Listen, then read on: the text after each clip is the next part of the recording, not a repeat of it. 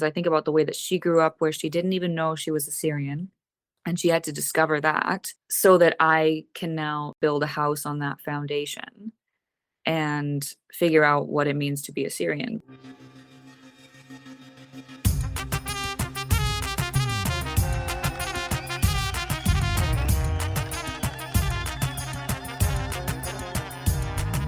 Shalom everyone, welcome to episode 182 of the Assyrian podcast. My name is Odessa, and for today's episode, I was quickly reminded of why this podcast is so important. It's for stories like the one you're about to hear. Earlier this April, a young woman by the name of Tenise Marie reached out to me via email and started with, "I'm so excited to have found you and so many other inspiring people through Assyrian podcast."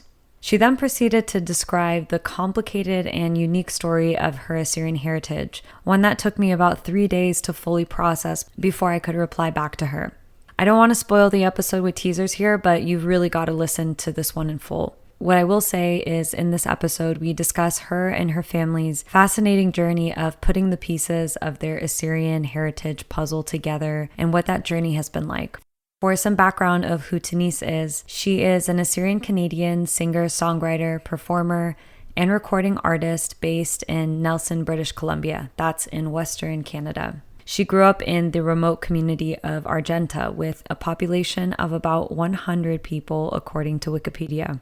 She earned a diploma in contemporary music and technology from Selkirk College, where she studied vocal performance. Tenise is a multi-instrumentalist, but a vocalist first, and primarily sings in folk, soul, jazz, and pop styles.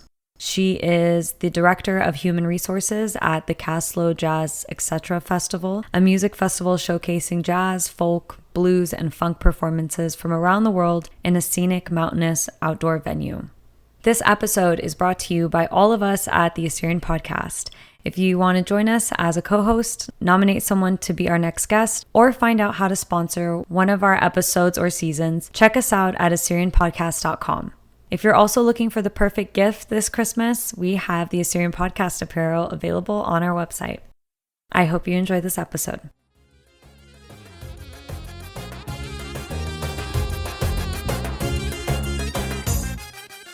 Tenise, welcome to the Assyrian Podcast. Hey, thanks for having me. Where is this podcast finding you? I'm in Nelson, British Columbia, which is in the interior of the province, and it's just 2 hours south of where I grew up in Argenta.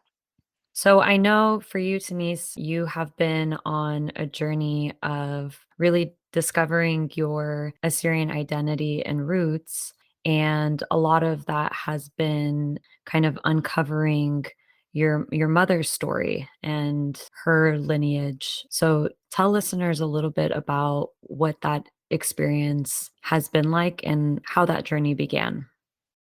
Yeah, so my mom grew up in Argenta. She was born in the Vancouver area and was adopted and raised in Argenta along with her brother, but she actually had 8 other siblings. So my grandmother had 10 children who were all adopted, and they were all raised within British Columbia by different families. Some of them were in foster care for longer, and I'm still going through the process of meeting some of my aunts and uncles, which is very interesting, and meeting cousins as well. So your maternal grandmother's name was Esther Memo, is that correct? Yes, Esther. Yeah. What do you know about her?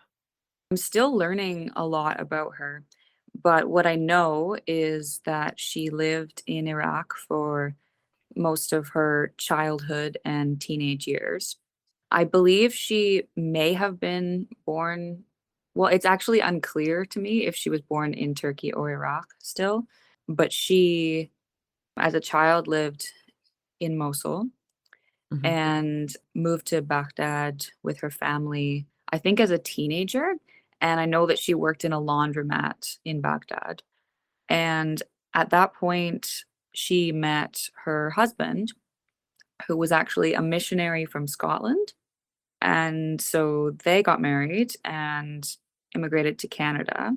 I'm not totally sure what the motivation was behind that, but some of the details still remain a little bit unknown to me. But unfortunately, the children had to be taken from their home in Vancouver where they lived, and they were all placed in foster care or adopted.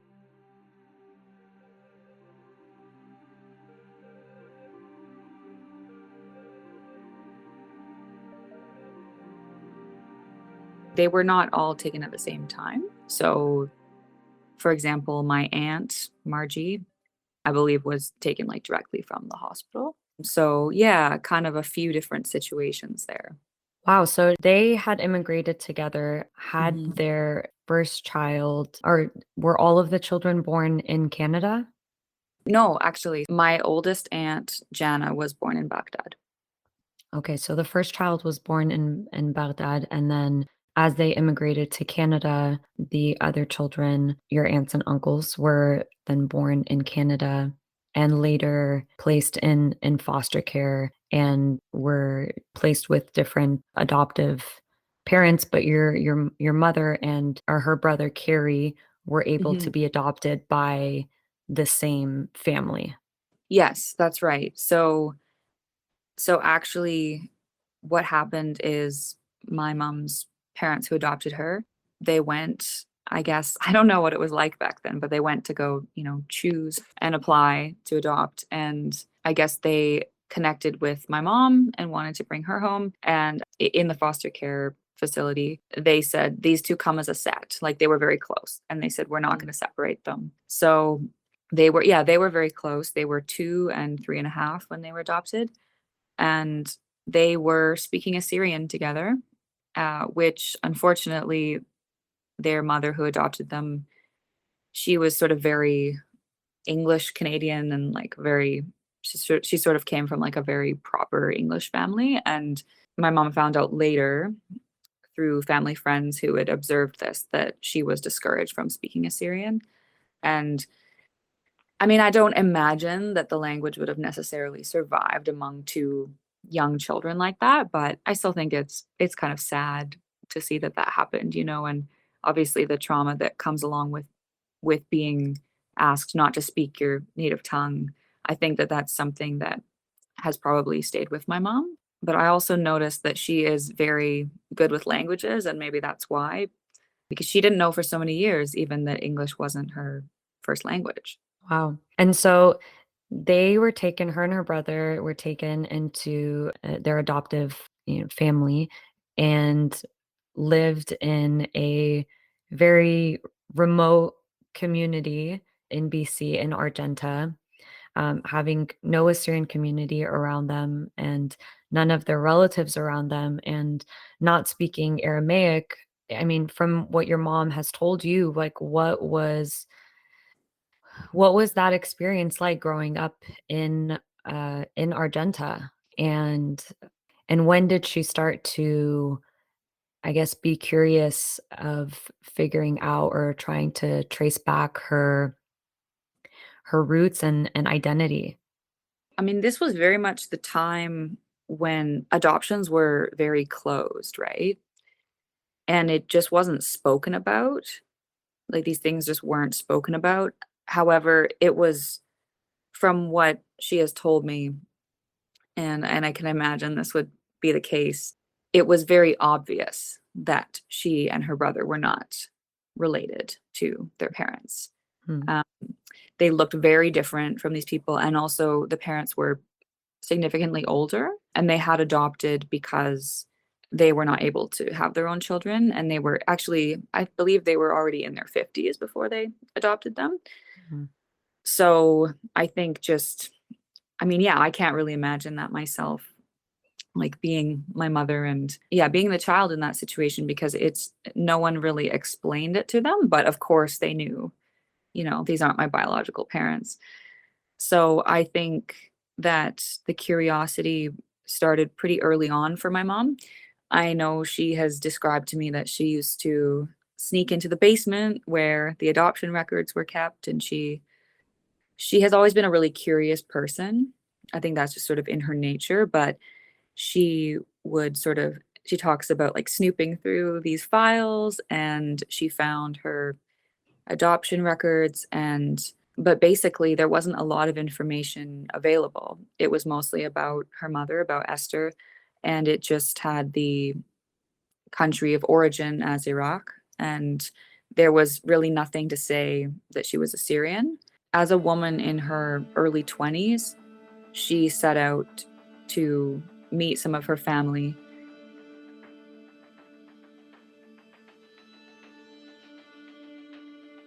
And when I've asked her about it, she said, I've always wanted to know who my mother was. That was important to me. So I have to say, she was very persistent from my perspective. I'm trying hard to imagine what this process would have been like in the 1980s, pre-internet. And I know that she wrote letters for a year before she heard from anyone. Did she know at that point that she had other siblings and that they were in Canada, or did she only have an understanding that her brother Carrie was her only sibling? At that point, she didn't know about any of the other siblings, and but her oldest sibling was Jana, was the first person who she discovered. And Jana was old enough that she actually would take care of a lot of the kids at certain times. So she definitely remembered my mother. And I know that she used to go visit them in the foster care as well, like and all the kids really. So yeah, in some ways Jana had kind of taken on like a motherly role in some ways. So I think it was pretty major for my mom to reconnect with her. And then she met some of the other siblings through Jana as well. And then eventually met her mother. Wow, so here is like I can just imagine, I'm trying to paint the picture here, like your mom and her brother growing up in an extremely remote area, and she is trying to discover in her early 20s, as many people are just trying, begin to get really curious about who they are, where they come from, all of these kind of questions that start to stem and wanting to dig deeper. And here she is trying to piece the puzzles together of what little information she has pre-internet. And I mean, I can imagine at that point, like her, you know, outlook and understanding is just expanded beyond even comprehension, because it's like here is now me finding out about all of these other siblings I have and trying to now understand who they are, who my mother is, and understanding that there is this like Assyrian identity component of it and what is Assyrian. So what happened, or from what she has told you, what happened when she had a chance to meet her other siblings and then eventually her mother? It was very interesting for her because, yeah, she didn't even know that she was Assyrian until meeting her sister and mother and the other siblings. So prior to that, it was just okay, maybe I'm Iraqi, like, and I think for her that was pretty vague and broad. So, well, and I know that her adopted father, I don't even think he knew that she was Assyrian, so I don't think that he meant it maliciously, but just with his sort of he was actually from England, very proper, like English, very sort of looking at the world through a very colonial lens. And so my mom remembers growing up as a child being told that Assyrians don't exist anymore. Wow. Assyrians are an ancient culture. They are not living anymore. So I can only imagine what it would be like to grow up with that understanding and then find out that you're actually Assyrian and that Assyrians are very much alive. Yeah, I can just imagine that must have been a huge turning point for her as she, was beginning to understand her heritage and her ethnic roots. What happened when she had a chance to meet her mom? I think that it went fairly well for her. However, I think that my grandmother was somewhat reserved. I think that she felt a lot of remorse and regret about the way that things had gone with having to, well, really with having her children taken away from her. So I think that it was a fairly positive experience. Like my mom, she describes it as a positive experience, that they had a nice conversation, but it just didn't go very deep. Like with my grandmother, I did learn later that she really didn't want to give up her children. She just wasn't able to care for them. She wasn't in a position where she could care for them. And I learned later that it actually took her several years to sign their adoption papers for multiple of her children. She really didn't want to let go, and still kind of had some hope that maybe there would be someday, when she was in a better position, that she could raise her children.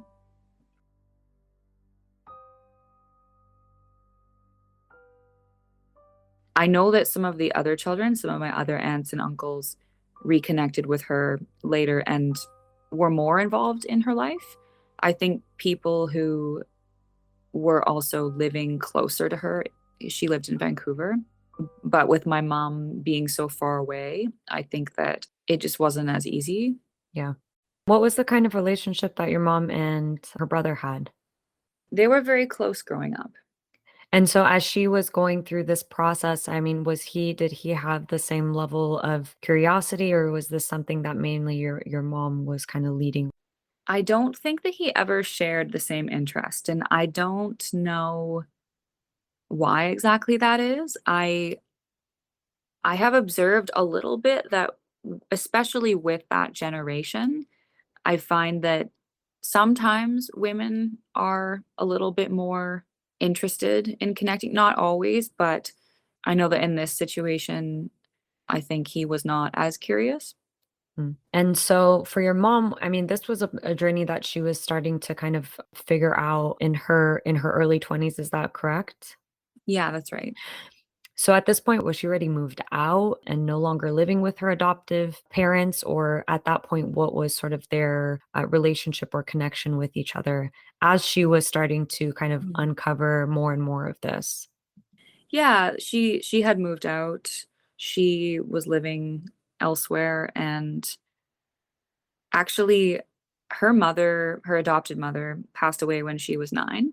I always have to remember that my mother never really had a mother, you know? Wow. And that's an interesting thing to sort of be working through, because sometimes I think, I'm learning more and more about Assyrian culture, and there's sort of this very clear idea of what an Assyrian mother is, right? And I definitely haven't experienced that, which is interesting. And I just remind myself that I haven't even really experienced a mother who was raised by a mother, So I would say she did a very good job, considering there was no one to teach her.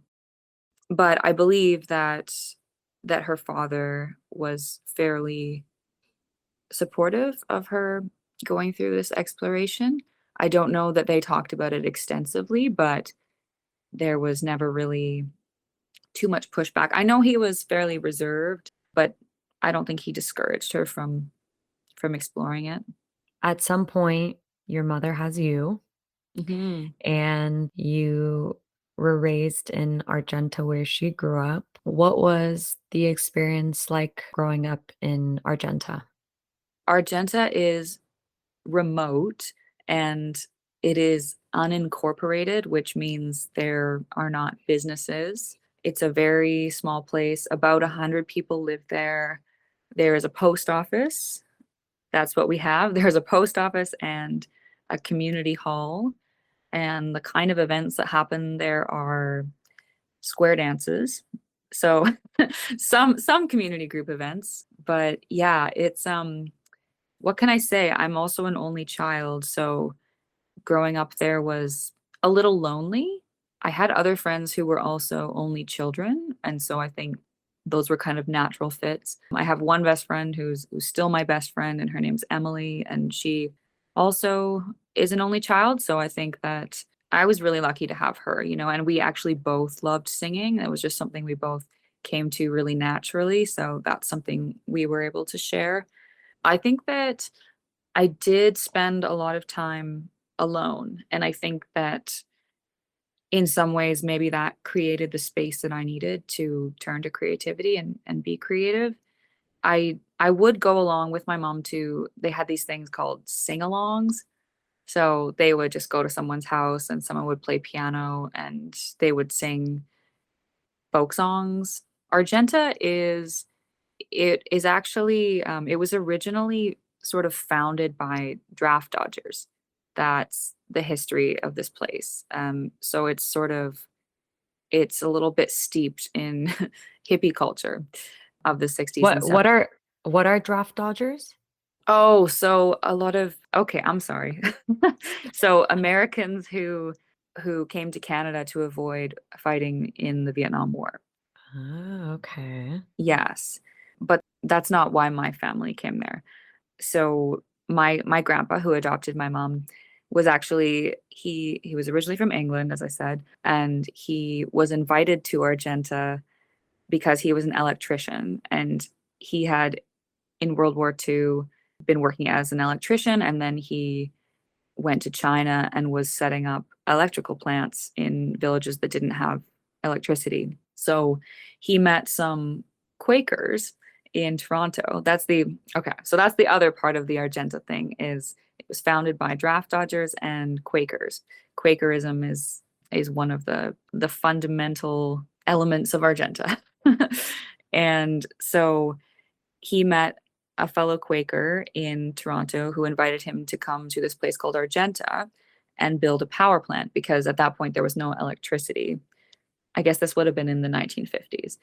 So in the 1950s, no electricity in Argenta. And my grandpa went and built a small hydro plant, which is still operating actually. And it powers 10 houses in Argenta. So now there is, you know, BC Hydro in Argenta, but there is also still this plant and my mom's house is still on it. So that's kind of a cool little piece of that family's legacy. But just to give you an idea of how small this place is. That is actually really incredible. I didn't know that. Even when we were talking or chatting a little bit before the interview, that is a very fun fact of how they ended up there. Something I wanted to ask you was, as your mom has been uncovering and still trying to piece together, and I think with your help of this Assyrian side of her and history of her and her family, I was curious to ask you like what your journey has been in terms of understanding yourself as Assyrian. Hmm. Yeah, I would say that my mom and I have had very different journeys, right? So I like to think of it as she sort of poured the foundation, right? I mean, because I think about the way that she grew up where she didn't even know she was Assyrian and she had to discover that so that I can now build a house on that foundation and figure out what it means to be Assyrian because I think for my mother, she's been very interested in reconnecting with family and in those relationships, but she has not taken such a deep dive into understanding the culture itself. She has put some effort into learning some of the history, but I think that I've gone a little bit deeper into the culture and the history than she has. I think that this is partially just because of where she grew up and I think maybe if she had been in Toronto, it might have been more accessible. But for me, I think too, just being of a different generation where we are looking at things a little bit differently now. I know for my mom, being raised by white people was a certain experience for her, right? Mhm. And that sort of in my daily life, I'm definitely putting effort into thinking about things in a lens that is not just strictly colonial. So I think that that's why I've sort of taken an interest in trying to understand the history better. But I don't know, I guess it started because I get asked all the time where I'm from, even growing up here. I think that I get asked where I'm from a lot. I get asked about my ethnicity a lot. And I know that people are not really asking me if my dad's family is English and Scottish. Mm. I know that that's not really what they're interested in hearing about. And I always often will like start by saying, well, my dad's side is English and Scottish, and then they're like, okay, and like what else is in the cocktail? And so eventually when I come out with the Assyrian thing, it's so many things, right? It's first it's Syrian, right? Of course, many people don't know. There really just is not an Assyrian community where I live, so nobody knows who Assyrians are, and that's the first obstacle. And then I think that that's really where it began for me, was feeling like I had to explain to people what Assyrians actually are. And then at a certain point, I realized that I didn't know that much about Assyrians.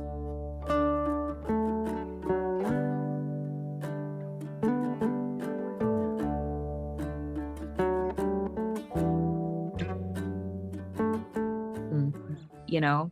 So at a certain point, I decided I want to have a bit more education and integrity behind this thing that I'm describing to people. And I have to say that discovering Assyrian podcast was a huge part of this journey for me. And well, it's interesting actually. It was a boyfriend and now ex-boyfriend who bought me for my birthday a book by Sargon Donabed, The Reforging a Forgotten History. And I started reading it and was, immediately pretty fascinated. And then when I found Assyrian podcast, I kind of scrolled through, and when I found his episode, I was like, oh my gosh, it's a it's a name that I recognize. And so I listened to his episode and just, I don't know how else to describe it. My brain exploded. It was so interesting. And then I basically combed through Assyrian podcast, and I was kind of looking for something music related, because that is so connected with what I do. And so when I found Nadia Yunan's interview and listened to that, I was really touched by it. I remember specifically her talking about how when she hears Assyrian music, she doesn't need to understand every word, but just the feeling that it evokes in her. She feels like she understands that and can speak that language. And I thought that was really beautiful. I think a really huge part of this for me has been that when I finally, this is going to sound funny, but when I finally felt brave enough to listen to Assyrian music, I was absolutely enamored. Like I just fell in love with the music and couldn't believe that I hadn't listened to it earlier. Do you recall what your first song was that you listened to? Yeah, so actually it was hearing Ilona sing for the first time. Of Mesopotamian fusion. Yes.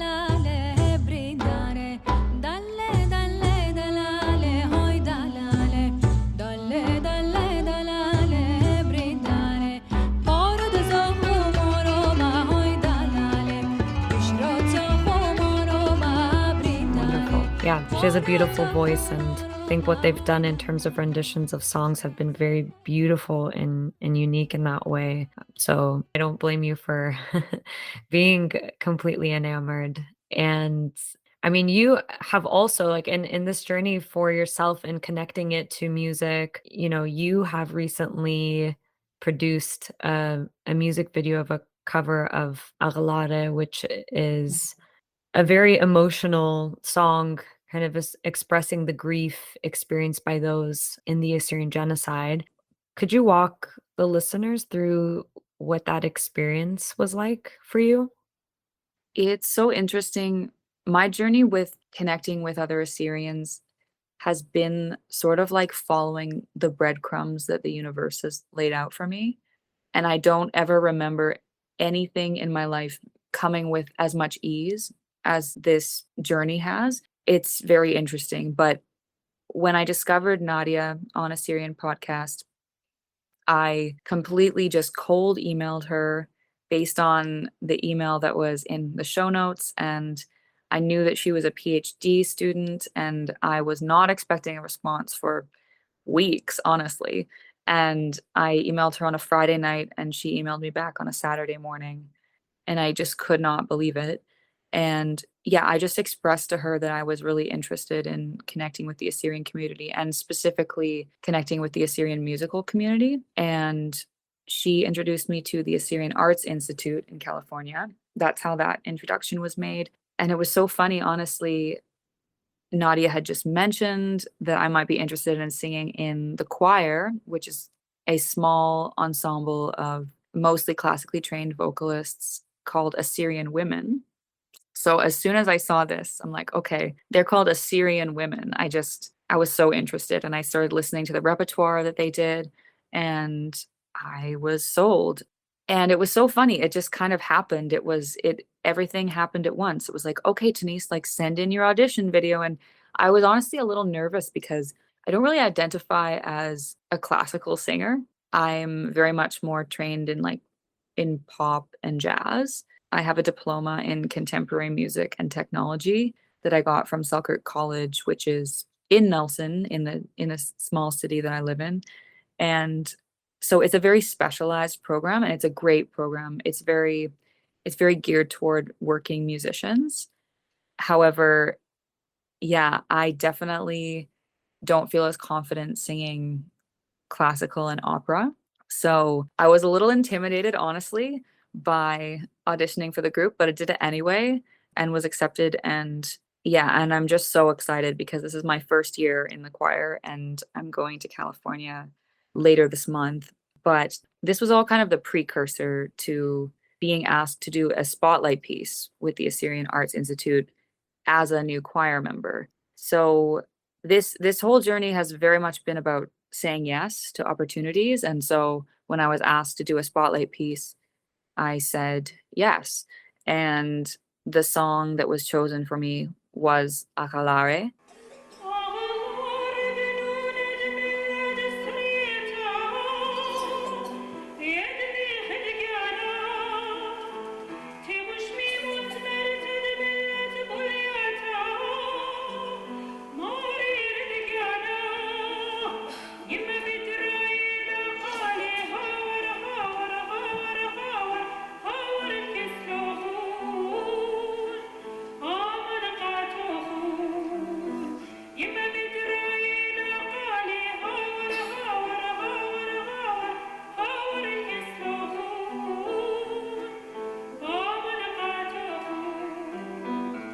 And I actually was not familiar with it prior to. So I took on learning it, and it was a very interesting process to go through because I don't speak the language. I'm very interested in learning the language, and I'm going to be taking some language classes. I was very not hesitant, but I definitely wanted to do a good job, and I wanted to be understood. I wanted to do the best I could to have the words be understood, and understanding that it is really such an iconic song within the Assyrian community.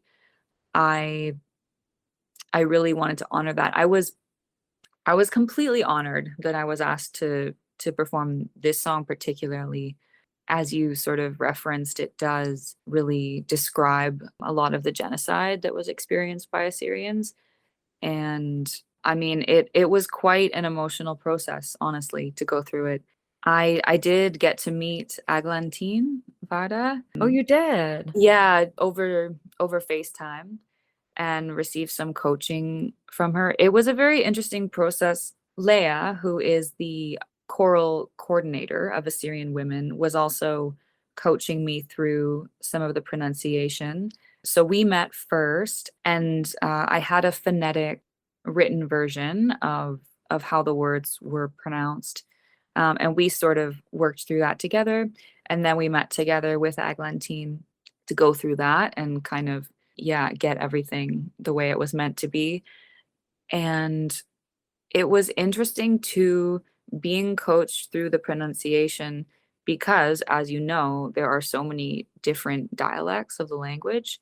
So it was an amazing learning experience, not only in the language, but also there's this pretty persistent theme in my life of realizing that I cannot actually please everyone.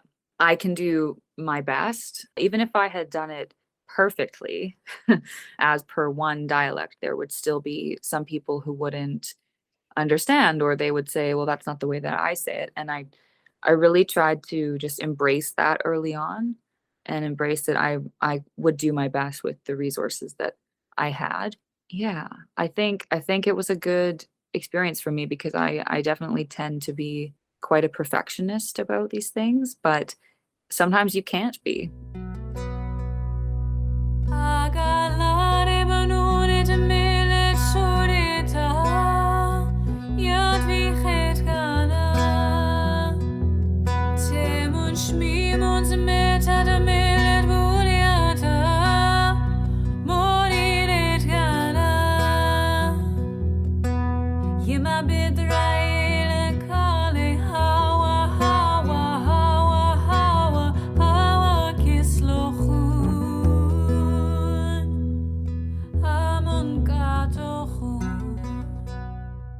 Well, I think you did an incredible job, and I am still so amazed and impressed by your ability to be able to pick up something like that and have it really seem so seamless, and also be able to really create the scenery that kind of, I don't know, it just goes so perfectly with the way that you performed it. So, you did a really wonderful job with it. Something that I wanted to also ask you about is, like, as you've been going through this, journey of understanding, your Assyrian roots, I know you've made it a point to really let people know who Assyrians are with every opportunity that Mm. you've had, and even if that means, like, putting it in your bio or bringing it up at shows or radio interviews. Sometimes that's not an easy task, right? Because you're dealing, like you had mentioned earlier, people having no familiarity with these people, right? This, like, Assyrian people, and how easy it could be for you to just remove all those things, right? But you've really made it a point to have it be something where a conversation could be started. I imagine that has been intentional. Yeah, that's such an interesting question because it is something I've started integrating more and more because I think at first I was a little bit tentative about it, but I think about it and it's really not something I asked for. I didn't ask to be Assyrian, but just like I didn't ask for my mom to be adopted, like I didn't ask to be cut off from these roots or be disconnected, but it's a thing that happened. It's the way that it happened. And I think just always being asked, like, where are you from? Where's your family from? Why do you have curly hair? Why does your nose look like that? Growing up in a place where there's really not much diversity at all, I think that that's why it really came to my attention. And I think accepting that part of me and realizing like I was quite insecure as a teenager. And it really took me a long time to come to terms with having this big, crazy curly hair. And I think that I was always afraid of, like, I never would wear my hair down, I would always like wear it up. And I think I was afraid actually of taking up space. I Mm. would always feel like I shouldn't take up space in the world.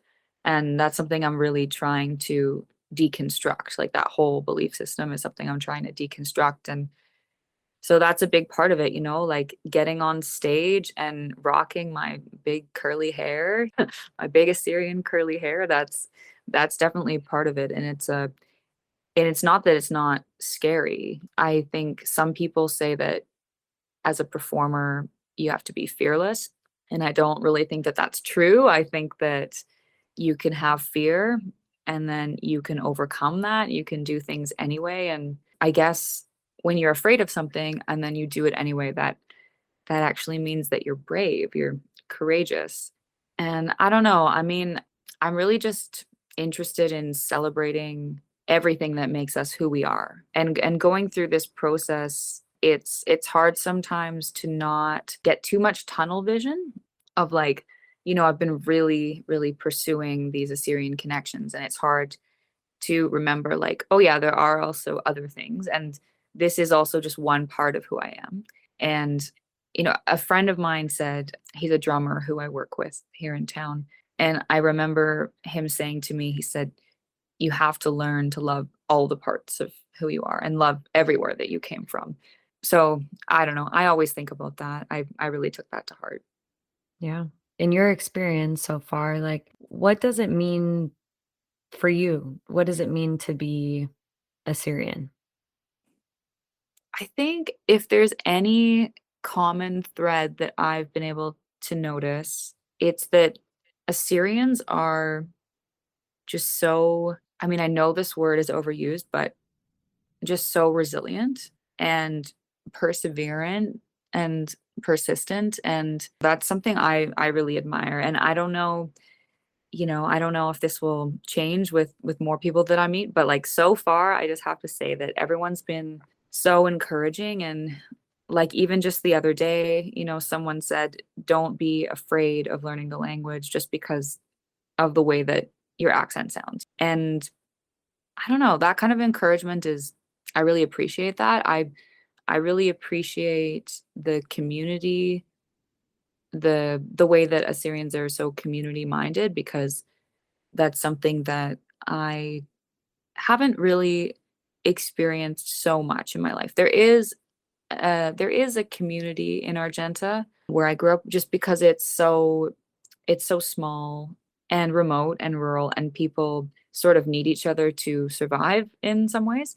But I think it's been interesting, I because I have so many cousins that are Assyrian, or, partially Assyrian. And it's so interesting because some of them I don't know very well because of the adoption, right? But then when I go to meet them, it's like, oh, okay, like I look like you. And then on my dad's side, I have cousins who, they're wonderful and I love them and they're great, but I look at them and I'm like, I just don't look like you, you know? Mm. Maybe as an only child, I'm really interested in genetics.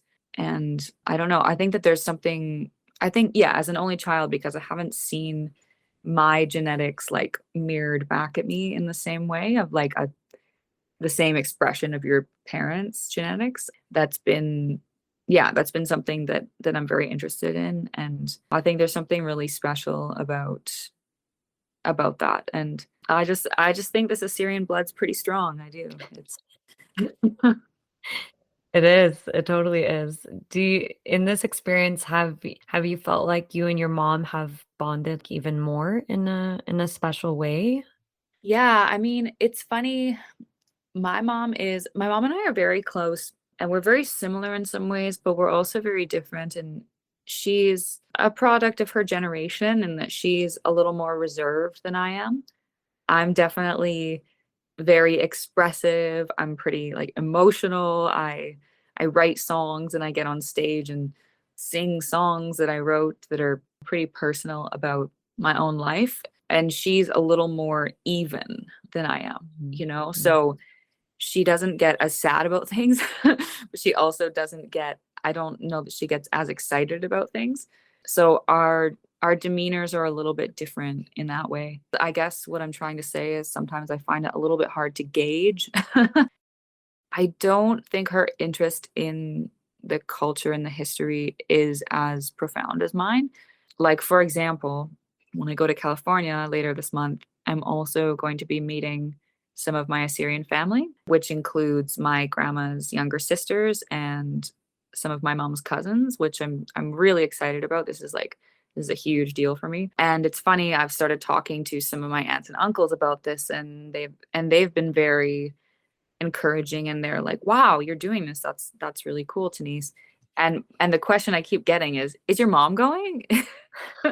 And I'm sort of like, I feel like she should, but but that's her journey, and yeah, that's kind of what she's willing to allow in. And I have to always acknowledge in this situation that I'm not the one who was adopted. And I did grow up with my mother, and I know who my mother is, and I know who my father is. And there's never been any question about that for me. So I know that she had a very different experience. And I try to be sensitive about that while also exploring this on my own terms because it is also still my family. But yeah, I mean, I definitely acknowledge that I'll never understand what it feels like to be adopted, and I will never have that experience. So I know that for my mom and some of her other siblings, I know that adoption trauma manifests in different ways for different people, and how willing they are to reconnect,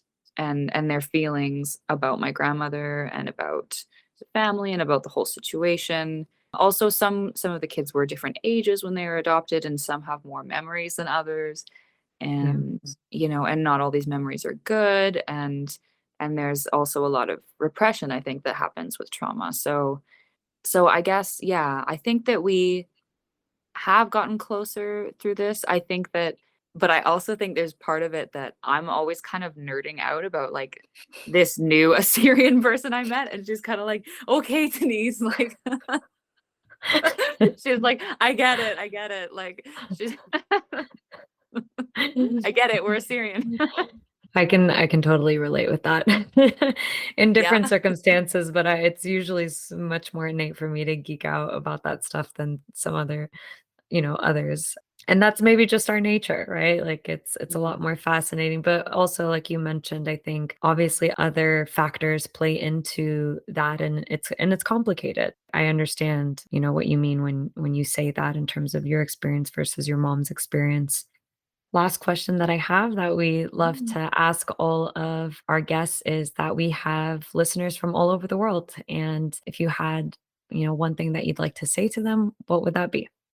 Well, something that I want to impart is, I think maybe that it's okay to be interested in where you come from, no matter what the circumstances were around it. So I don't know if there is anyone listening who is adopted or has family who's been adopted. I just think that reconnecting with your roots is, you don't have to, it's not vital, but for me it has been a really rewarding thing that has helped me understand myself better and understand the world better, and I've just been so, it's not that I didn't have any fear about it, but I have been so encouraged throughout the process that I'm just learning that it's okay. It's okay that I want to know where I came from.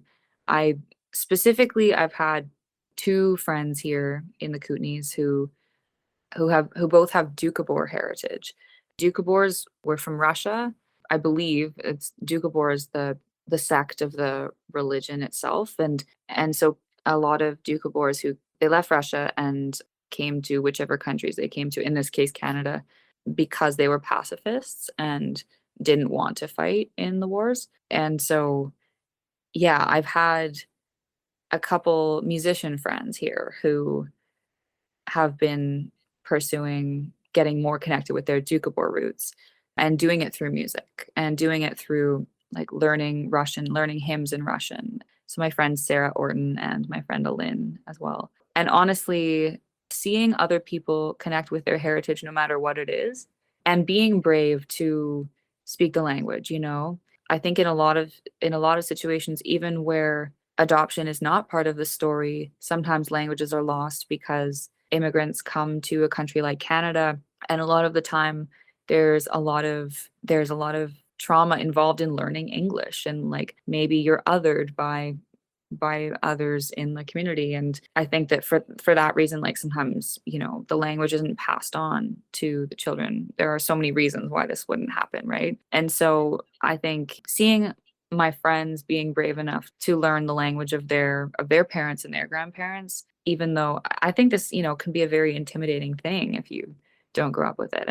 And seeing that kind of courage in people has really inspired me. And so, yeah, I think that that's kind of what I want to say. It's okay to be curious about where you come from. And I kind of want to pass on, what my friend said. Like, I think you should learn to love all the parts of yourself.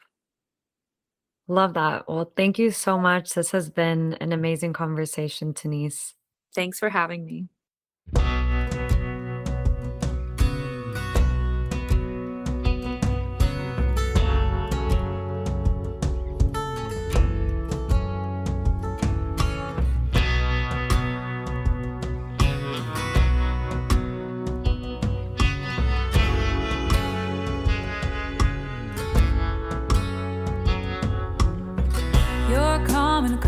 crisis, you go where the fire is.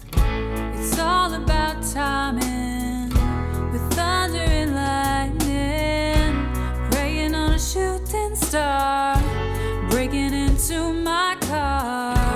I pray you stay just who you are, 'cause you are good for some feeling, but feelings are fleeting, so it's worthless and meaning. Remember this evening.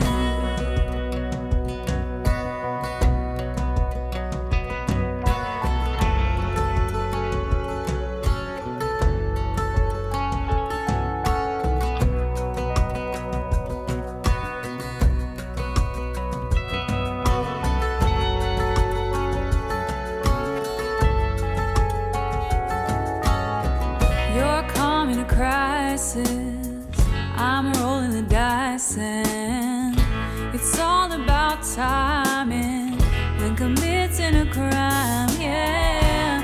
Praying on a shooting star, breaking into my car. I pray you stay just who you are, 'cause you are good for a weekend, but weekends are fleeting, so as time loses meaning, remember the season.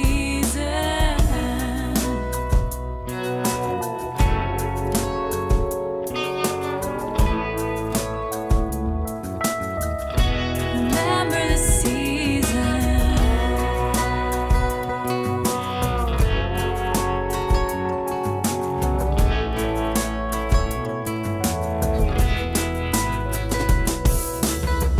Does my absence make your heart grow fonder? Should I stay away a little bit longer? Can we fight this fire with water? Burn bridges, rebuild them stronger. Does my absence make your heart grow fonder? Should I stay away a little bit longer? Can we fight this fire with water? Burn bridges, rebuild them stronger.